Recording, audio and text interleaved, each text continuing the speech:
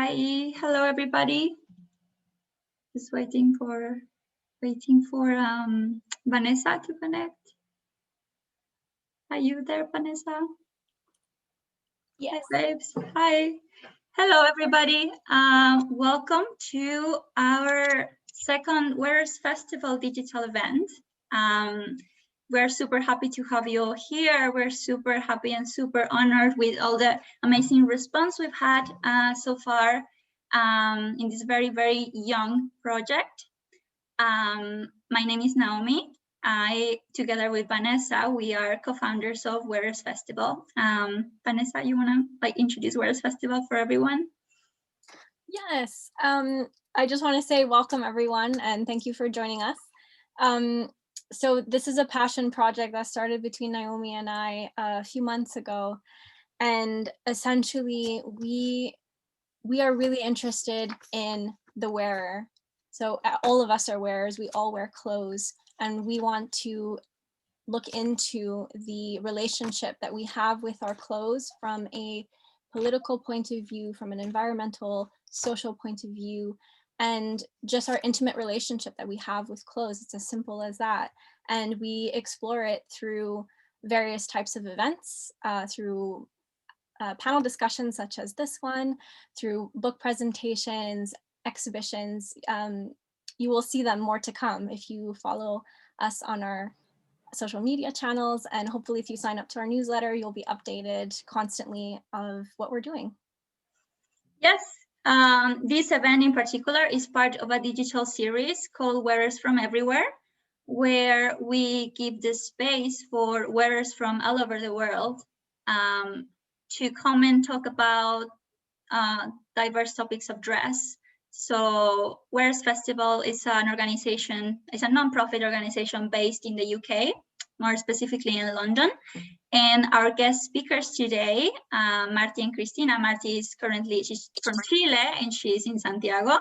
And Cristina is a Mexican and she's in Holland at the moment.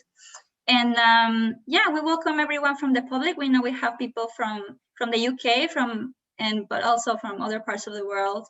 And we're super, super happy to welcome you all. For those of you who are in the UK, we hope also this helps you distract yourself a bit from the terrible weather we've had. I think it's like the longest winter of my life. It's almost June and we're still freezing here. So now, just before introducing you to our amazing guest speakers, I'm gonna quickly read our virtual event protocol for all of you.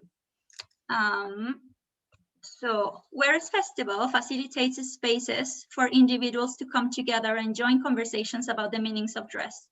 The organization is not responsible for the personal opinions of the guest speakers expressed before, during, or after the session, and this may or may not reflect the views of the organization.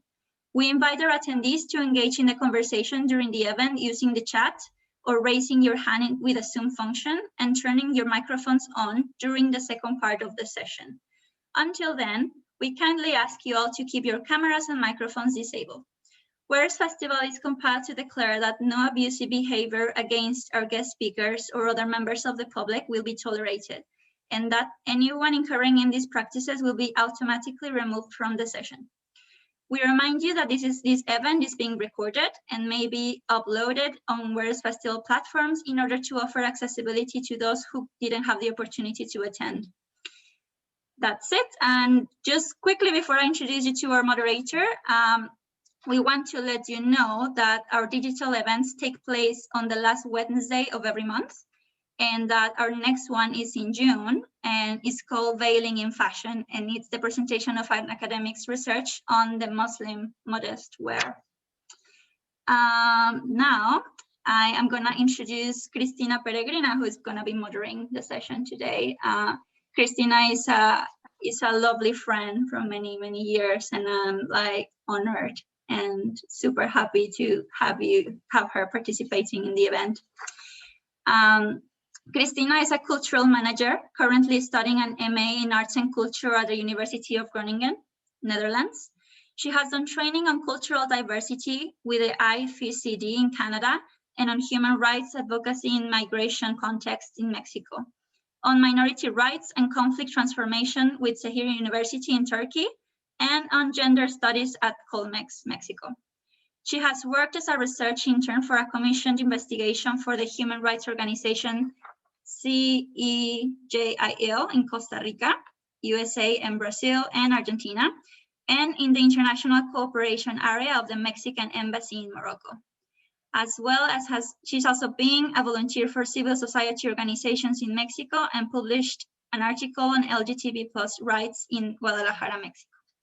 So now I'm gonna give the microphone to Cristina, who's gonna be introducing Marti today, who's gonna be sharing with us her 4 years of research on the intersections of dress and human rights. And we really cannot think of a better time to talk about this specific topic. So thank you so much for being here, guys. We really hope you enjoy the session. And yeah, I'm gonna disappear now. Take care. Bye.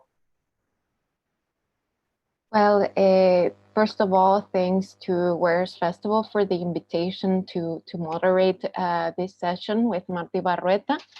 And thank you everybody that connected to this with us today. And we hope that we can engage in a conversation. Please feel free to write anything in the chat that you wish to share on anything that we're gonna talk about today.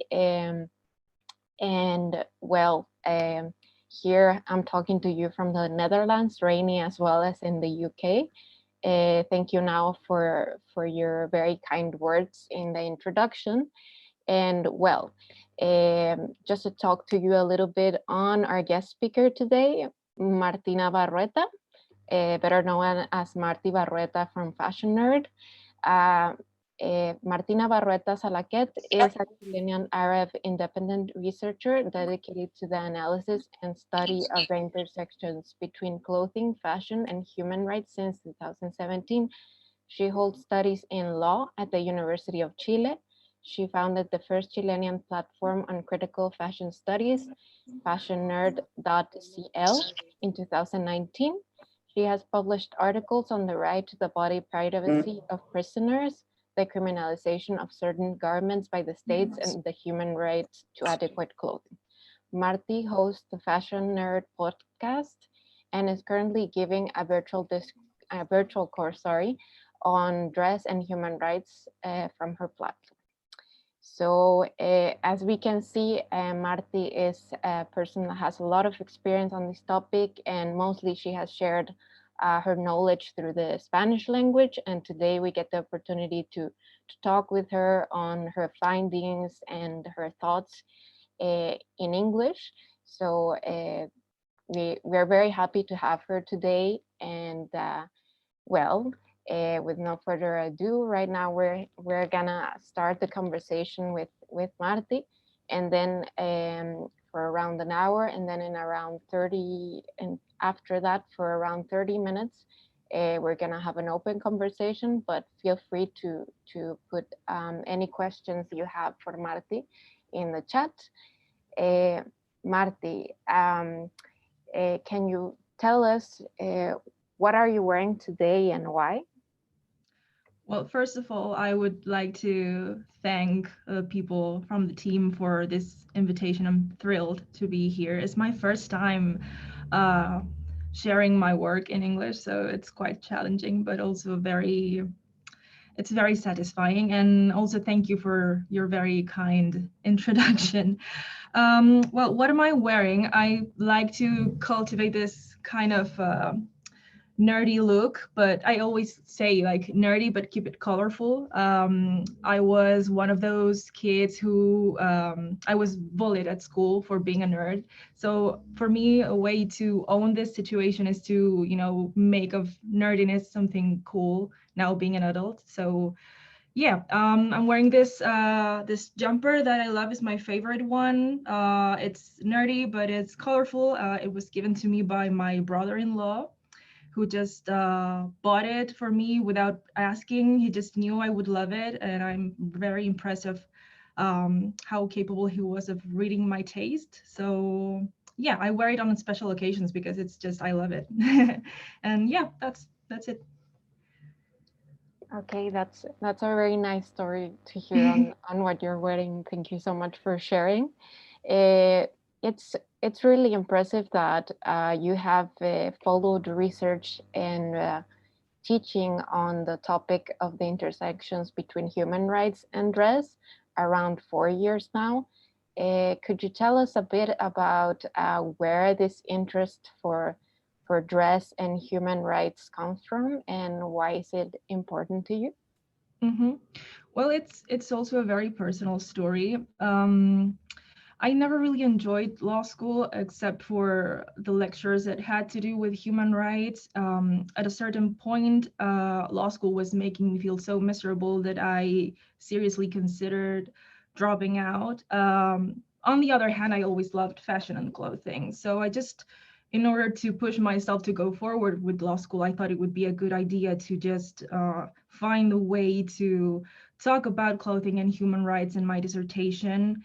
And it basically started from there. You know, I already knew about the work of some scholars regarding clothing and freedom of expression, but I didn't want to focus only on liberties because I'm not very fond of this liberal approach to human rights. So I just wanted to, you know, just shine a light on clothing as a matter of social justice, and that's where that's when I found the right to adequate clothing, which we'll be discussing today, and it went from there, really. Okay, excellent. And it seems like often we can sometimes think about these two areas of studies as separate things, human rights and fashion, clothing, dress. Can you, just as an introductory part, can you tell us a bit on the topic of human rights, which bring us today here? Can you explain to us what human rights are, a bit of their characteristics and the types of human rights there is? Well, there's still, of course, an ongoing discussion about what human rights are. But in short, human rights are rights inherent to all persons without any distinctions of nationality, color, ethnicity, class, gender, sex, any other condition, including, of course, physical appearance and way of dressing. We all have the same human rights without discrimination because, at least in theory, our worth as persons, as people, is the same. Our dignity is the same. So what was the next? It was characteristics, right? Yeah. Well, there are many. I will only name like the most important ones. Of course, human rights are universal. This means that we are all equally entitled to our human rights. Human rights, as I mentioned, are inherent. They are not granted by any person. They are not granted by any authority. They don't have to be bought, nor earned, nor inherited, etc. They just belong to us simply because we are born human. Then this word is really hard for me to pronounce: inalienable and imprescriptible. You don't lose them. They cannot be taken away from you except in specific situations according to due process and law. Otherwise, you cannot get rid of them even if you want to. They will just follow you until the day you die. They are also indivisible and interdependent. This means that one right or set of rights cannot be enjoyed fully without the other. Let's think of human rights as a sort of as a sort of break. And they're dynamic. They go on expanding and changing with social, economic, and cultural and political developments. For example, new technologies might raise questions about new human rights, such as the right to online anonymity and the rights of cyborgs and the like. And lastly, human rights are rights against the state, which means that states have obligations and duties under international law to respect and protect and fulfill human rights.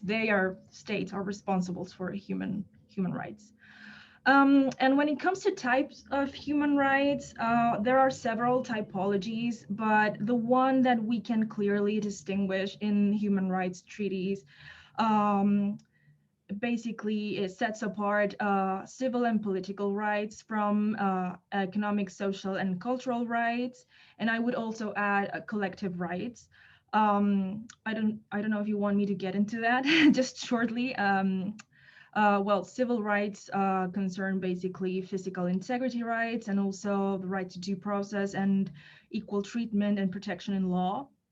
Political rights include freedom of expression, freedom of association, assembly, the right to take part in government, and the right to vote and stand for elections.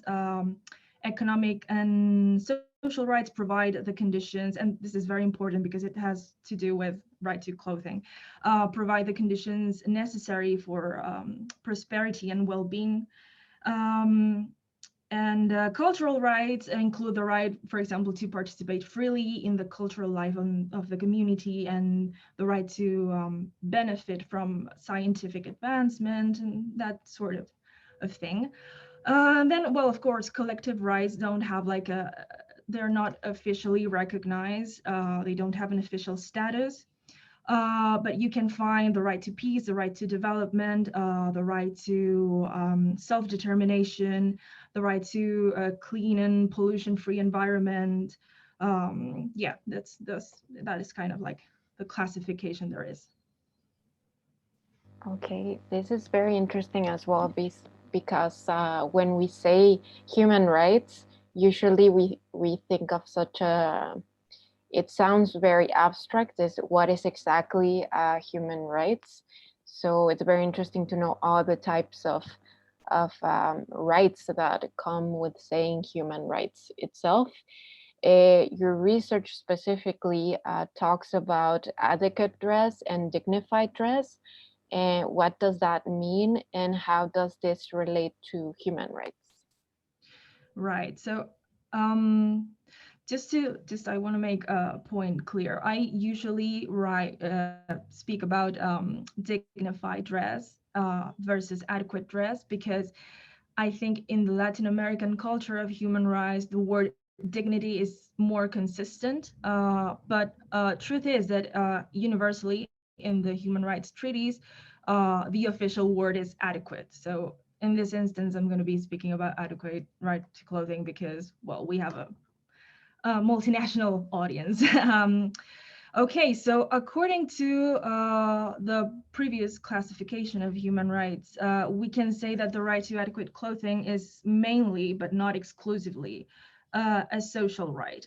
And it is officially part of a bigger, broader right, which is the right to an adequate standard of living, which also includes rights to adequate housing, adequate food, adequate healthcare. Basically, all material needs in general are included in this kind of big right. But now let's pay attention to how this right, the right to adequate clothing, is phrased, or is just, it was drafted. It's not the right to clothing, it's the right to adequate clothing. There is this entity, international entity, the Committee on Economic, Social, and Cultural Rights. They belong to the United Nations. It's very important. They usually publish their interpretations on of certain rights and what they mean and how they should be implemented. And they have done this about the right to food and the right to housing, but they have not paid attention at all to the right to adequate clothing. So when we ask ourselves what adequate means when it comes to clothing, we don't really know for sure. We can only guess from these other interpretations they already published. So, well, if we consider this, we can say that adequate clothing possibly will mean that clothing is affordable, clothing is made according to a minimum standard of quality, when it is easily available, when it is culturally and bodily adequate, when it is sustainable, when it is actually wearable. Yeah, I would say these are like the main elements of adequacy for the right to adequate clothing. Well, and when it comes to the connections of this right to other human rights, we can think of dress as being useful for three main purposes. For one thing, it protects your body and your life and your health. But it also allows people to participate in society, because in most places on earth, covering your nakedness is a requirement to present yourself in public. And it also allows people to exercise other human rights. This is very evident in cases of Muslim veils and certain turbans.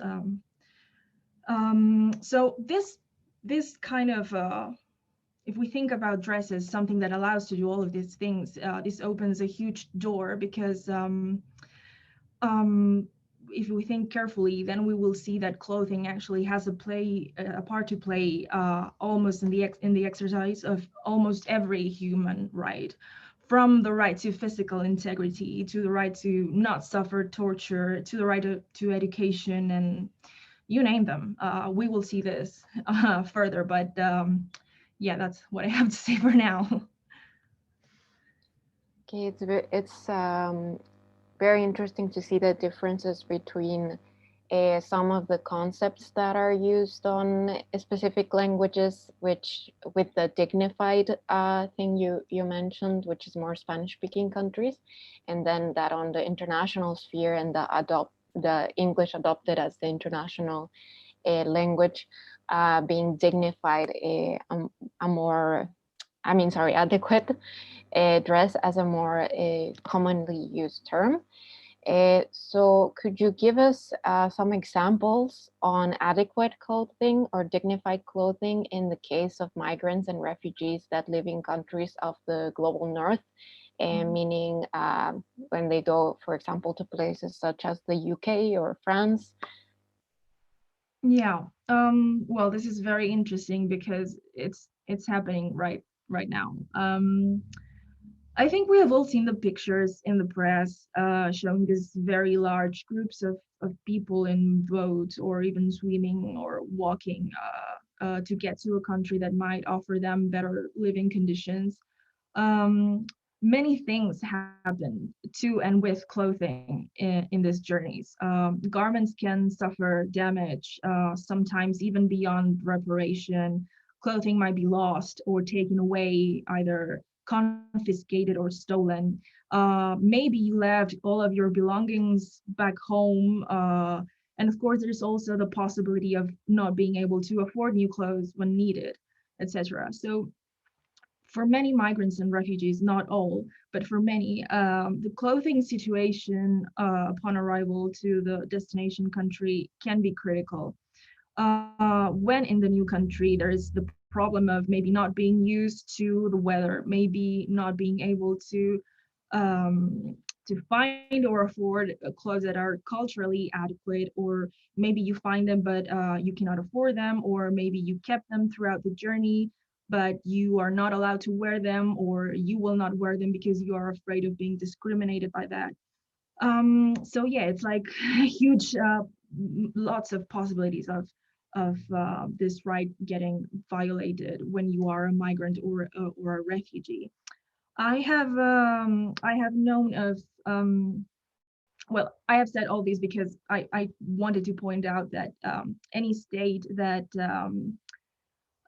policy that provides migrants and refugees with clothing, or that aims to solve the problem of discrimination against them, I think has to thoroughly consider all of these aspects, you know.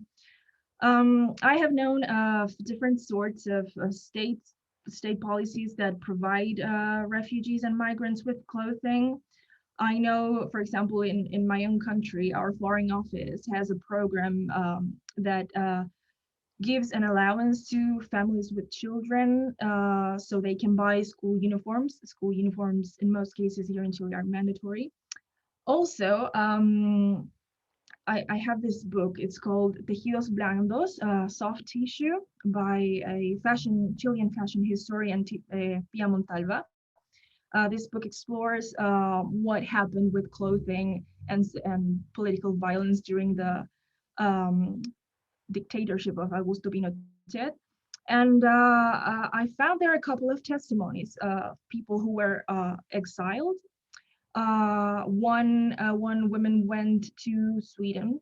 She was granted asylum in Sweden, and she tells that the king and queen of Sweden gave her a certain amount of money to buy a whole new wardrobe because she basically escaped the country. She fled the country with only the things she had on at the moment. And there's another case of people who were granted asylum in France who basically were offered a wardrobe made of clothing that were obtained by donations. This clothing had been donated by very wealthy people that were working for the resistance from abroad. And she was just told, like, just go ahead and pick whatever you like. And she rejected this clothing because it was so luxurious, and she felt that it didn't fit with her identity. So, well, we have examples here of different kind of policies, that might work better or not so good. But yeah, I mean, there are lots of things that states can do to basically fulfill this right when it comes to migrants and refugees. And I think an important thing to consider is um, their right to choose and to exercise some agency and sovereignty on their own bodies and physical appearance. Yes, this is very impactful to see some of the images of refugees or migrants that are coming from global south countries in crisis into the northern countries, and see in videos, for example, that suddenly a backpack with some personal items such as very personal jewelry, I don't know, a wedding ring or something like that, which is very, very important to a person, suddenly be lost in the sea and, well, separated from the person whom it belongs to. So it's very interesting to hear these reflections from you. And as well, another topic that has been very big lately, especially in Latin American countries, has been that of protests in relation to a lot of topics, such as abortion, for example, in Chile, Mexico, and so on. Could you give some examples as well on dignified dress or adequate dress, or dress in general in relation to protests? Mm-hmm. Well, this is a tricky one. In many countries, but especially in Latin America, the right to protest is not always guaranteed. Protest and the social movements behind them sometimes are brutally targeted and violently repressed and, of course, criminalized. So what has happened is that demonstrators have had to turn to certain what I call sartorial devices to protect themselves and being able to protest safely. One iconic garment, of course, is the capucha. I don't know how to say in English. I don't feel like we should translate it because I would like to keep it that way. Capucha, it's basically it conceals the face, and by doing so, it guarantees that the person wearing it will not be recognized and therefore will not suffer retaliation either from state agents or maybe your employer or family for expressing certain political ideas and demanding human rights and defending other demonstrators from police violence. Now, the ideal situation would be I, state, guarantee the right to protest, and I make sure that you, citizen, are not hurt nor discriminated for exercising this right. And so citizens wouldn't have to need to hide their faces, for example. But this is not the case in Latin America. Obviously, it would be absurd if, like, I state, tell you, citizen, hey, look, my police is going to hurt you for protesting, but here, take a capucha and a bulletproof vest and go out and protest, and good luck to you. Unless we're in a context of civil war, it's hard to think that is possible. In which terms can can we really talk about the right to adequate clothing in relation to protest? Well, here's the thing. If a state does not guarantee the right to protest and it hence and criminalizes people for doing so, you cannot blame people for nor prevent them from defending and protecting themselves. So if a state is not going to guarantee the right to protest, it should, as a minimum, not take away people's right to find their own means to make that protest possible and safe. One of those means can perfectly be, as I said, certain sartorial devices. So I think that's it. That is how it is connected, the right to clothing and protest. But it's not like as a government, I'm going to hand out clothing for so people can go and protest. You know, it's, I don't know if I make myself clear. Yes, definitely. There's that tricky part of what some governments would be concerned about with identifying people and things related to security in terms of why the argument on why wearing this sort of face masks in protests is problematic. But at the same time, if you're in a context that is in conflict, which does not foster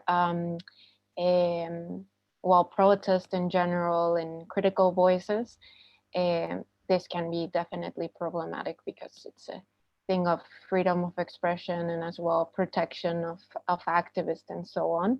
So yeah, I think we understand that it can be a conflicting thing of the reality, the practice in which activists and people that go to protest live in, and on the other hand, what the governments are thinking of and concerned about. So yeah, it's very interesting that you give us this explanation. Another thing that we wanted to talk about with you in relation to your research is you have done some research on school uniforms in Chile and its connection to human rights and adequate clothing and some of the tensions that have been over there. Can you share with us a bit on this relationship of uniforms and human rights in Chile? Well, disclaimer, I'm not an expert on education, but I do have some thoughts. Children and adolescents are people with special characteristics and needs. They are growing both physically and mentally. They are developing a sense of self, a voice, and of course an identity. They are also very busy with their education and so on. School uniforms, at least in Chile, have been made mandatory on the grounds of reducing household expenses, and also because it is believed that the social differences between classmates are erased, or at least hidden. However, turning to the question, there is a huge, I think, downside to them. They are not usually comfortable. They force, I think, stillness, which we can associate with a very old-fashioned concept of discipline. They usually imitate adult clothes, so we have some adultcentrism there. Sorry. They also leave very little room for creativity and for students to explore their identity. Oh yeah, they're also terribly binary in terms of gender, and in many cases they do not fulfill the physical needs of children, especially girls. Attending school wearing a very short skirt for me was just a nightmare. So putting things in on balance, I think school uniforms serve the purpose. They were created for a while, but not now. We are left with this inconvenient outfit that governments and schools claim to be egalitarian and cheaper, but are they? In my experience, buying that uniform every year was pretty much a headache for my parents, and social differences between classmates, they show anyway with cell phones, and maybe your parents own a more expensive car, and so it seems silly to keep them for me. What we are taking from the children is this beautiful opportunity to be creative, to communicate through the language of clothing, and to really be kids. I think currently uniforms are more useful in terms of school corporate image than anything else. And honestly, I think that using a child's body as some sort of billboard, it's just not right.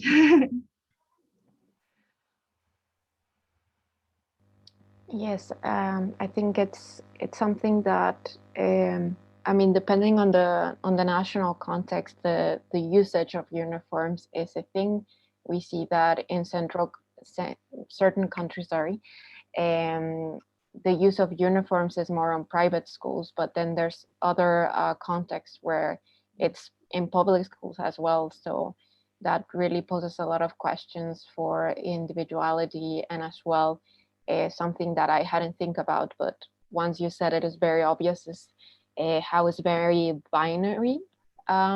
So definitely makes a lot of sense, and it's very interesting to hear your input on that.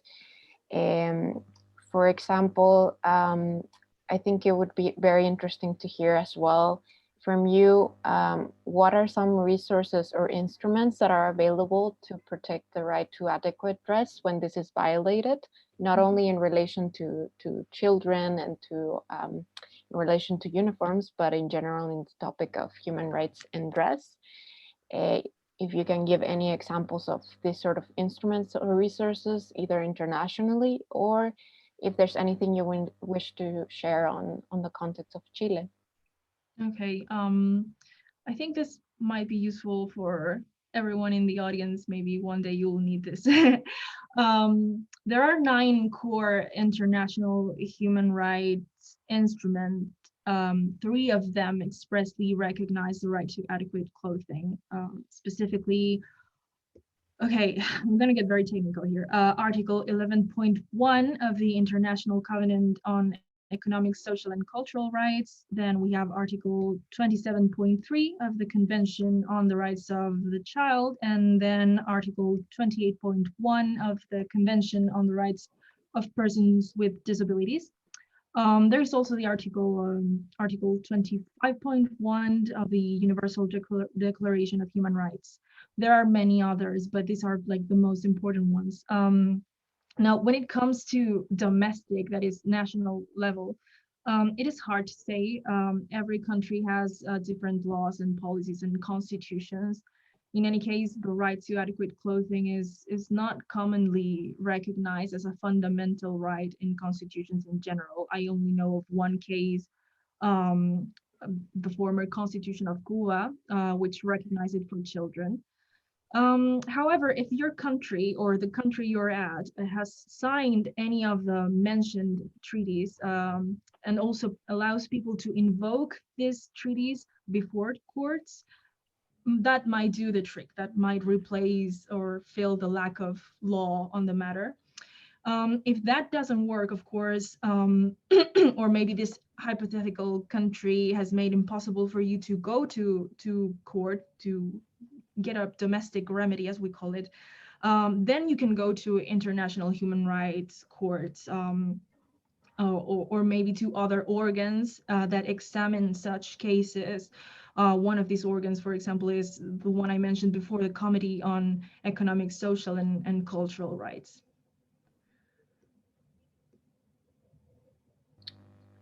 Okay, yes, this is actually very good to have, because after going very theoretical as well, at the end of the day, I think law is something very practical. We're supposed to know which rights we have in our local context, but as well as on the international context, because we see that it happens in contexts such as the Latin American one, but sometimes a local, neither national contexts end up fulfilling certain human rights. Human rights are violated constantly.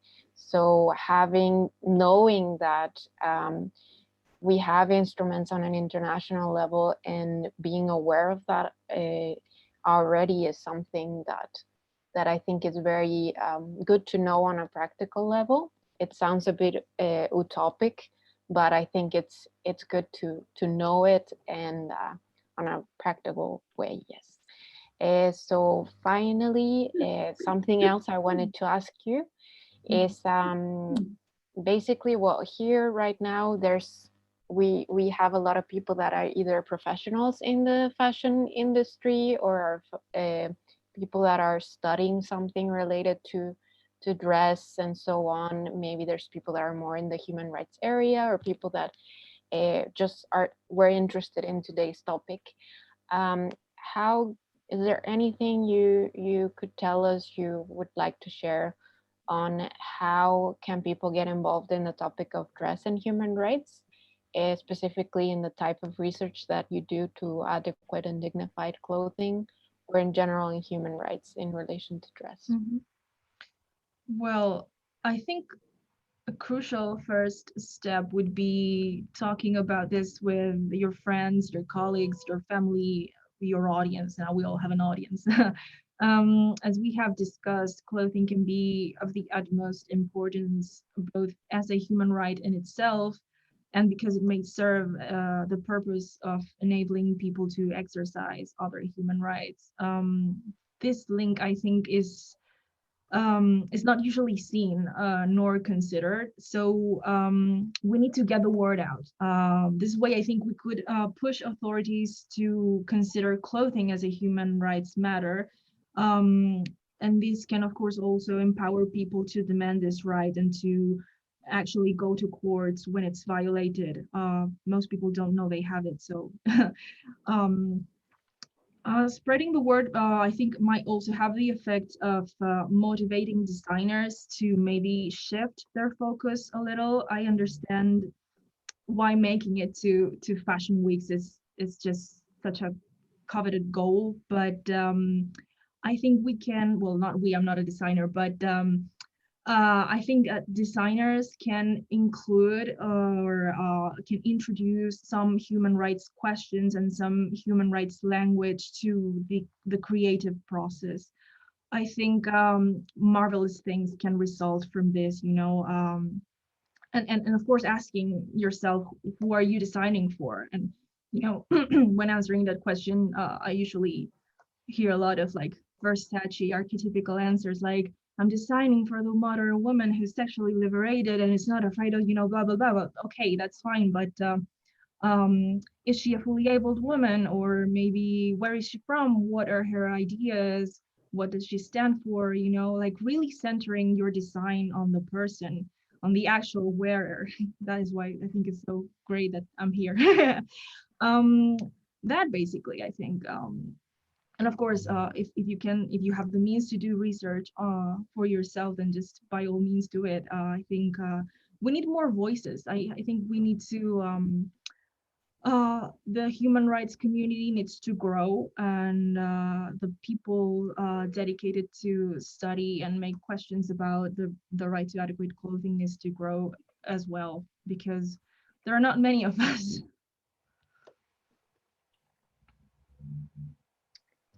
Yes, this is definitely something that it seems like a very specific topic, but at the same time, it has, once you start getting into it, there's just so many things that you could research or you could personally get involved in, not necessarily being somebody specialized in this intersection on a professional field or an academic field. So it's very interesting to hear this from you. And well, now we want to invite all the people participating today here with us and hearing us. If you wish to ask any questions, make any comments, please feel free to do it in the chat, or yes, just write down there. I'm glad to share it to Marti and we can discuss it here with her. We already have 2 comments. Stefania Nahar just reminded us to turn off our microphones. And as well from Brenda Valdez, she says, thanks Marti and Cristina for this interesting conversation. Marti, you mentioned the school uniforms and how binary and adult-centric are, but also the huge gender difference which affects how boys and girls can relate and play, usually trousers for boys and skirt for girls. Is there a movement or even human rights policies that approaches this matter? If you could share. I know of students actually standing up against this. I don't know of any initiatives, not even in my country, aim to change this. I think in my country, for example, school uniforms are left to the criteria of the school itself. They are like the responsible for designing. So I think it obviously depends a lot on how the school manages its values and uh, discourse, I guess. But yeah, I mean, it's if you Google it, you will find it. Like school students sometimes in a very early age, not feeling comfortable with maybe girls maybe not feeling comfortable with not being able to run and play hide and seek, and uh, and this of course has increased with all of the awareness that feminism in the late years has all the topics that we are talking about thanks to feminism. So I don't know if that is a proper answer, but Actually, Brenda Valdez added something else to her question. She says, there's an interesting UK-based organization called Let Toys Be Toys for boys and girls. Is there anything similar for clothing, if you know about this? mm, not that I'm aware of. I mean, I know of, for example, in Latin America, movements for I'm gonna call it inclusive sizing, but it's not the right term. Are numerous. When it comes to gender, it's I think it's all included maybe in a broader movement of maybe LGBT rights, but it's not like something as specific. That's what I know of. Okay. Yeah, that's a very interesting topic as well. Actually, from now, Sarah was one of the co-founders of Wears. I had heard about this topic of uniforms in the UK. So it seems to be something that is definitely present. As well, Adan Farias, tell us in the comments, ask a question. What are your thoughts regarding human rights and clothing in relationship with the LGBT plus community? Do you think There- queer people are more vulnerable to have their rights of expression violated through clothing? Yes, this is so important. There is an instrument that is not legally binding for states. It's just like a mere set of guidelines, the Yogyakarta Principles. Um, and this instrument recognizes the right to adequate clothing for this community, but also the right they have to construct and show their identity and express themselves through clothing. This is very weird. It's not common. I mean, not common by weird, because the potential of clothing to serve as a mean of expression is not mentioned by any other instrument in international law. So we have an important international recognition of how crucial self-expression through clothing is for this community. And so it's a shame this instrument is not binding, but at least there's a guideline. If you have issues in your country, I think it is perfectly usable. Your lawyer should know about it, definitely. Yeah. Okay.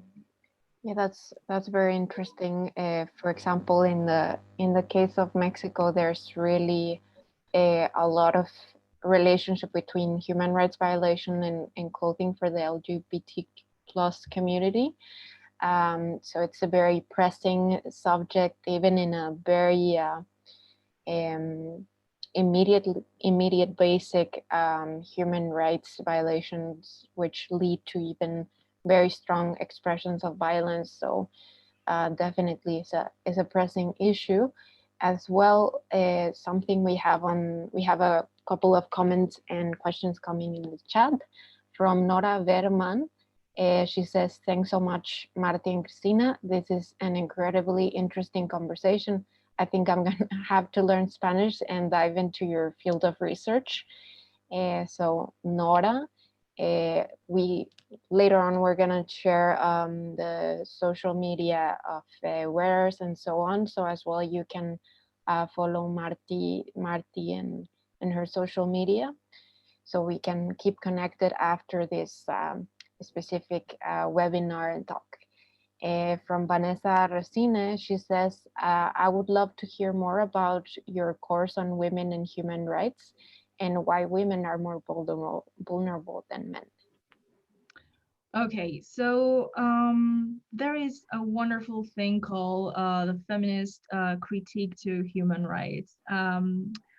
What feminist critique to human rights says is that what is considered a standard human being is usually a white cisgender male who owns property, and of course is straight, right? And so as women, or I'm gonna say as people with vaginas, because well, we should make the distinction.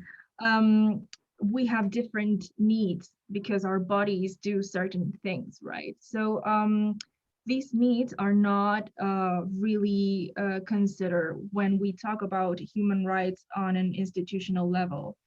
The human rights treaties that recognize the human rights of women, we have the CEDAW, CEDAW, does not speak at all about the right to adequate clothing. It's just erased from the catalog, which is very troubling, you know, because clothing is crucial for women, considering they are usually the poorest people in the countries. They also are faced with more discriminatory laws. They are subjected to regulation of dress. Their freedom of dressing is always reduced. Also, as I said before, our bodies do certain things. You know, maybe something adequate for us is not adequate for men because, for example, considering menstruation, we might need clothing that is more easy to wash or to, you know, repair, also considering the women who are breastfeeding, you know. And so there's all this kind of like subtleties that we need to consider when we talk about this categories of people who are more often marginalized. I think it is urgent that international institutions of human rights start to consider this more closely, because it has been done for disabled people, it has been done for kids, it has been done for the elderly, but not for women, and that's super weird. Yes, definitely. It's something that still feels like when we talk about these differences on how laws and this sort of things affect women, it seems like we still have to continue that conversation, because there's still so much left to do, not only on the South, but as well on countries of the global North.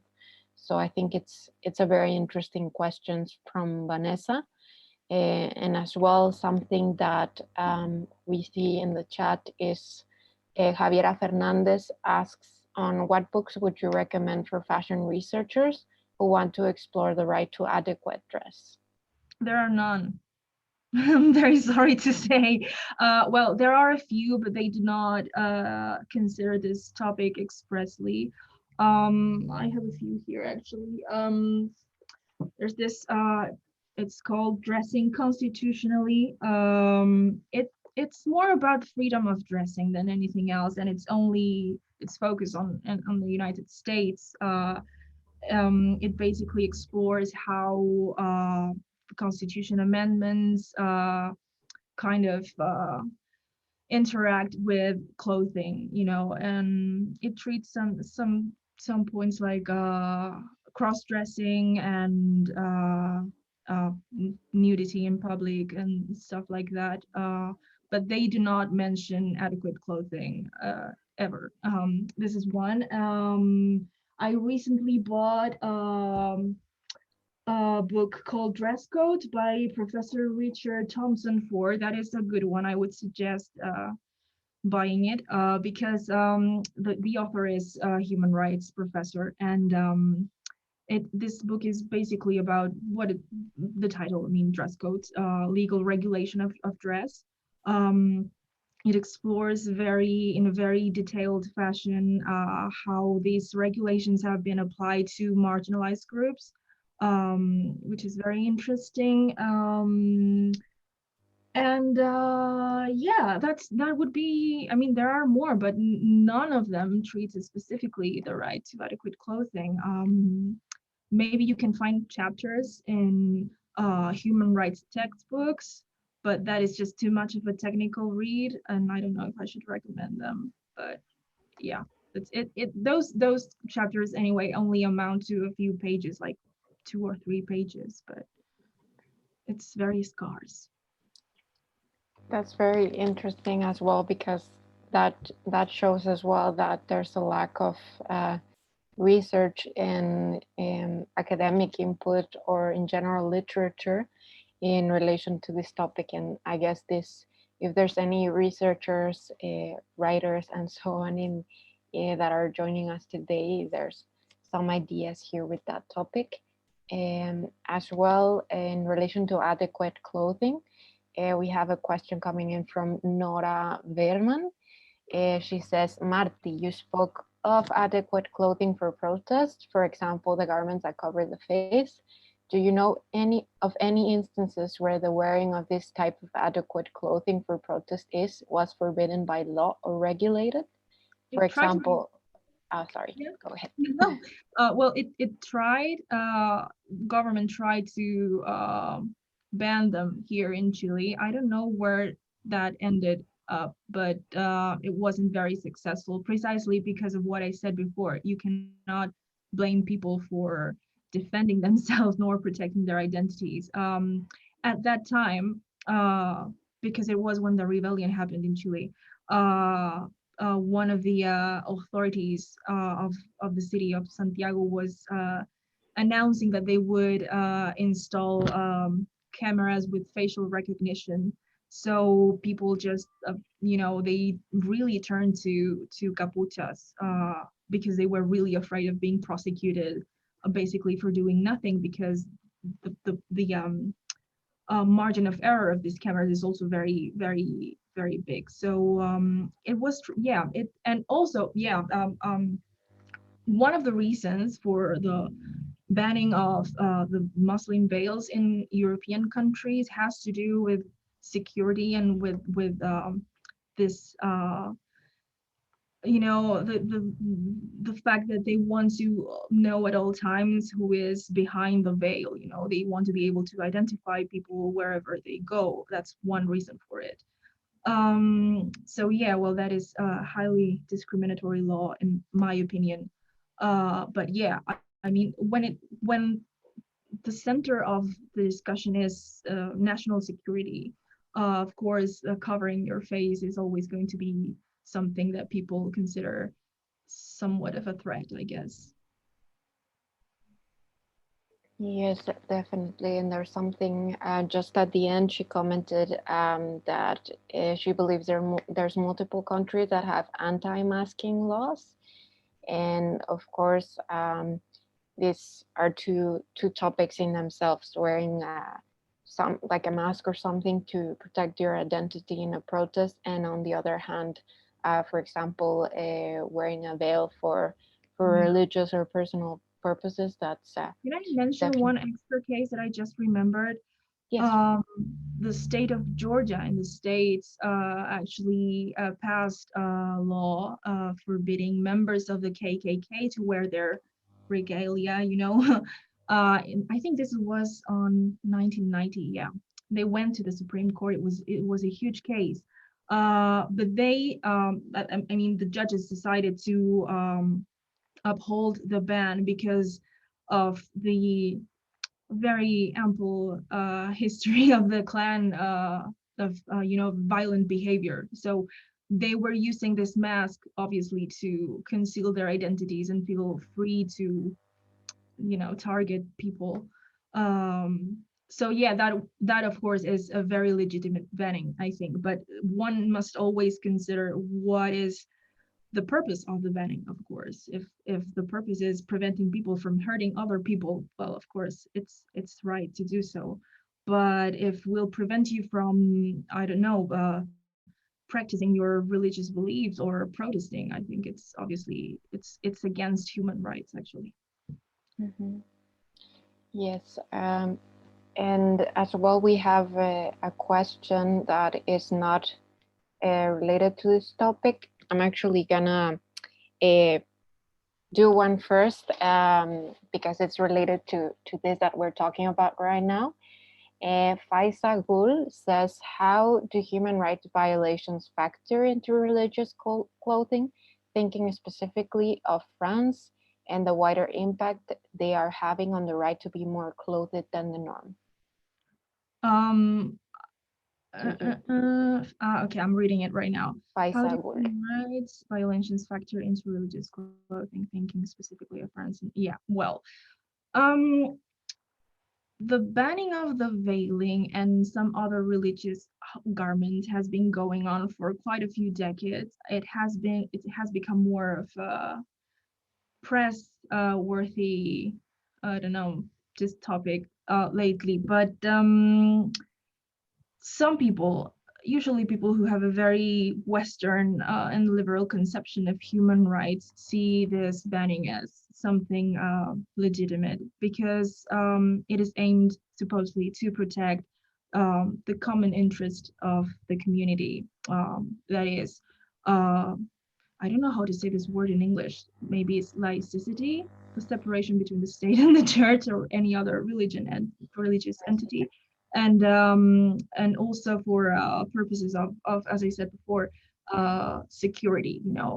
If you're not covering your face, and with some types of veils, you're not covering the rest of your body, it will be difficult for people to maybe hide bombs or guns, or it has to do with all of that. One needs to consider, however, that these laws and these regulations target people who in these countries are already marginalized. We're speaking about religious minorities, we're speaking about migrants and refugees, we're speaking about women. So I think there are, if you want to keep national security and if you want to keep state separated from religious business, I think there are other means to achieve that. Not just passing discriminatory laws against these people. And also there's always the colonialist issue of thinking, maybe we're going to liberate these women by just banning them from wearing hijabs or niqabs or whatever. That white savior narrative is also very pervasive in this topics. So yeah, a lot of thinking to do there. I think your next talk will treat this matter more deeply. Yes, we're gonna talk about that upcoming Rares event at the end of this. But just wanted to quickly mention that Nora Verman, just thank you for the answer you gave her on the previous question. And as well, kind of going into another topic, there's gonna be the opportunity to dive further into the whole topic of bailing for an upcoming event on Wares. Stay tuned till the end, so we mentioned on that. But and one question that came from Leticia Toledo, she says, "Hi Marti and Cristina, thanks for the amazing talk. Going back on the topic of school uniforms, I was wondering what is your opinion on students protest sexism in students' uniform by using their own uniform as the means to do so?" Well, I obviously I cannot judge that as evil. I wouldn't, because as human beings, we also have the ability and the right to re-signify what we wear. If we have been forced to wear a certain outfit or garment, and we find a way to, just turning the table and maybe subverting it, I think it's a very legitimate way of protesting. So obviously, I think that how can I put it?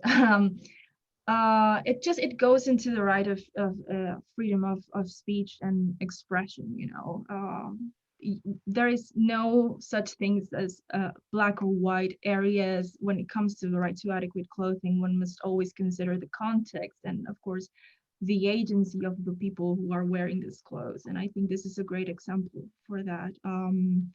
I would be totally against any regulation banning school students from wearing their uniforms when attending to protests, because at least in Chile, it is very clear for us that they use it and they wear it in a certain manner, that is aimed to subvert the social order and to, just challenge power structures. So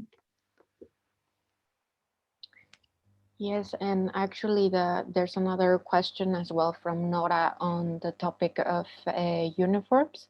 She says her partner went to elementary school in Ghana and was always quite happy about the school uniforms because the social differences in his class were quite large. Do you think school uniforms could be more adequate? And she quotes the word adequate, if they would be non-binary. For example, children could choose from a package of various governments, no matter their gender. That's one question, because she makes another one. Okay. Yeah, I think so. Yeah, that would be, I think, not ideal, because there's still the possibility that you will look just as, I don't know, the people who's sitting next to you if you have the same taste. But yeah, I think if you're allowed to choose, it is an improvement from what currently is now. Yeah, I mean, I mentioned that one of the original purposes of school uniforms was, hiding or erasing the social differences, which I think it can be important for a learning environment, and if you're like as a government or as a school, you're trying to, encourage people to consider society in a more democratic way. This also can be important, but there are other elements to democracy aside from just equality. I think that we should all consider ourselves, that we all have equal rights, but we're all different. And I think clothing is very good in marking those differences that we will legitimately hold. So yeah. Okay, I'm gonna make you two questions as well from Nora in one.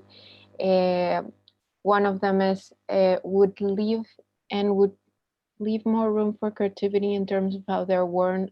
Sorry, she's talking about uniforms. Would they leave more room for creativity in terms of how they are worn color-wise and would be more comfortable? Yeah, I think that would be ideal. I mean, if they are able to choose and they are presented with options that I don't know, maybe you like blue or maybe you like orange, and you're able to choose, that already is, I think, a huge improvement. And when I spoke about adult centrism, I was actually thinking of, how, for example, school uniforms for boys really resemble like the suit, and that cannot be comfortable for playing, I think playing is also a very important part of education. So when you leave that out of the equation, it's like you are basically making the child fit into a pattern or a standard of adulthood that is not adequate for them at that stage, and maybe even reducing their chances to learn. So yeah, I think it would be better. Okay, and just to to finish on this topic on children in uniforms, she asks, and then might they enable children to exercise other human rights, for example, taking part in society? Well, by attending school, I think they are already taking part in society, but I think this would maybe enable them to take a more active part in society because they would be able to express their ideas. I read in a book recently, it's called Fashion as Communication by Malcolm Barnard, that in a way what uniforms do is silence people. So if you apply this idea to kids, we would have kids that are not just able to talk about things verbally, but that are also able to express themselves visually. And that is, yeah, that's good. It's just another mean that it benefits them, and it's not just maybe someone is not very good at speaking. Maybe someone wants to express himself or herself through art or through clothing, and we must allow that possibility to everyone, I think. Okay. Yeah, it's very interesting to expand on this topic of children uniforms and its relation to human rights and dress. And now changing a bit the topic onto historically marginalized groups. We had a question before from Mehek Asmathulia. I hope I'm not butchering your name too much, but basically the question is, could you suggest any resources that expand on the relation between clothing and safety, especially in female, trans, and non-binary communities in the global South? Wait a minute, I'm just reading the question myself. Yes. You mean safety in which? I don't know exactly what she means by safety. Is that physical safety, or if she could just write it Expand a bit. Yes, Heck, if you could explain a bit on that. Another thing that is mentioned after the question is where in these communities may have to dress differently from what they ideally want to in order to avoid unnecessary moral policing, legal action, or assault. So I think they mean security in that sense. Okay. Okay. So resource. It's a long question. So let me just expand on the relation between clothing and safety, specifically in female trends. I can suggest it's not a very nice nor entertaining thing to read, but the Inter-American Commission for Human Rights usually publish reports on these topics, not specifically clothing, but when they deal with the human rights situation of this community, they tend to mention this kind of cases and testimonies. You can look it up on their webpage. They are all downloadable for free. It's very good because it's not just theory, it's just like the real thing what's actually happening on the streets. I would suggest to start there. When it comes to theory, I don't know much really. I base my work mostly on these kinds of reports because I've thought of my work as a tool for other lawyers to defend people before courts. So the theory part is not so important, but I think that can be useful. Okay, at the end, they specified the personal safety of the wearer. And as well, if we hope that this was properly answered, if this is what you kind of wanted to know, perfect. The person says, yes, thank you. And now we have a question from JMF. It says, hi, Marti. Can you explain a bit more what do you mean with the liberal and Western notion of human rights that you disagree with? Well, I am for decolonizing almost everything, It is a widespread belief that human rights are a European invention, which is not entirely false. I mean, we have to distinguish between what the human rights as an abstract idea that has to do with human dignity and the human rights language. I would say the human rights language is a European invention. And if you look at the human rights history, you will find that what is always signaled as the start of human rights, it has to do, or it was, it emerged at the time of the French Revolution and all these liberal ideas that other social movements in the 19th century, with the influence of Marx, started to criticize as highly individualistic and not really inclusive of the needs of all the people, but only of an elite. Um, so I don't want to point anyone with my finger, you know, but usually people from the right-wing parties still believe that human rights are only liberties, you know, free speech, freedom of expression, freedom of religion, due process, and you know, it's fine. They are actually human rights, but other human rights have emerged with history, because, as I said, human rights are dynamic, and that is what I disagree with. I mean, the reduction, I guess, of the what is considered to be human rights based on a philosophical tradition that has proved to be well, not exactly obsolete, because people still, you know, uphold it, but you know, human rights have been enriched throughout time, so we should also consider that. I don't know if that is a good answer, but that's what I think.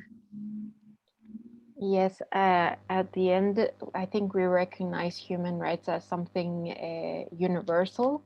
And at the end, on a philosophical part, is something that comes from the leadership of the West and has a lot of historical background of the international organizations that lead it up to international treaties and the whole concept of it and what we understand as universal values and human rights. So it's very interesting to think about it in philosophical terms, and as well for the southern global south countries, for oriental context and so on. So that's an interesting question that was on the chat. Nora comments, she says again, thank you so much, Marti, for the stimulating and elaborate answers. And right now we are kind of in wrapping up the questions and answers parts. We have a comment from Felipe Ruiz and a question. He says, hi, Marti and Cristina. Thank you for bringing light to this topic. I would like to ask both of you, where do you think is the line between greenwashing and sustainability? If you would like to. Oh, okay. Well, sustainability for me is a very specific thing. When it comes to the right to adequate clothing, it's simply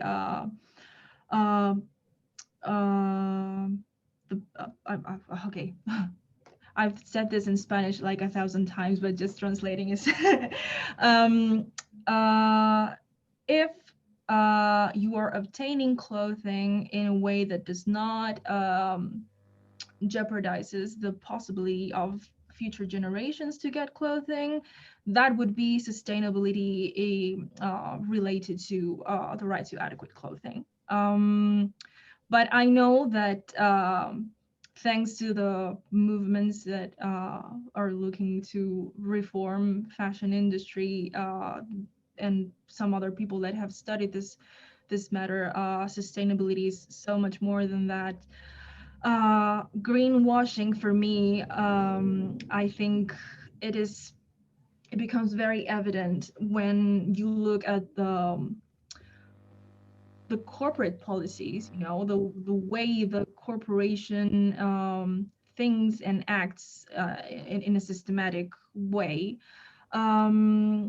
And if you don't see that sustainability is an integral part of those policies and of that kind of like philosophy, I think it's very easy to identify greenwashing there. You know, it's just, as this example is very repeated. You know, if they're just making one collection of sustainable clothing, but the rest is just business as usual, well, greenwashing. You know, I think sustainability and human rights need to be like an integral part of the brand's philosophy in order to, you know, not becoming just greenwashing.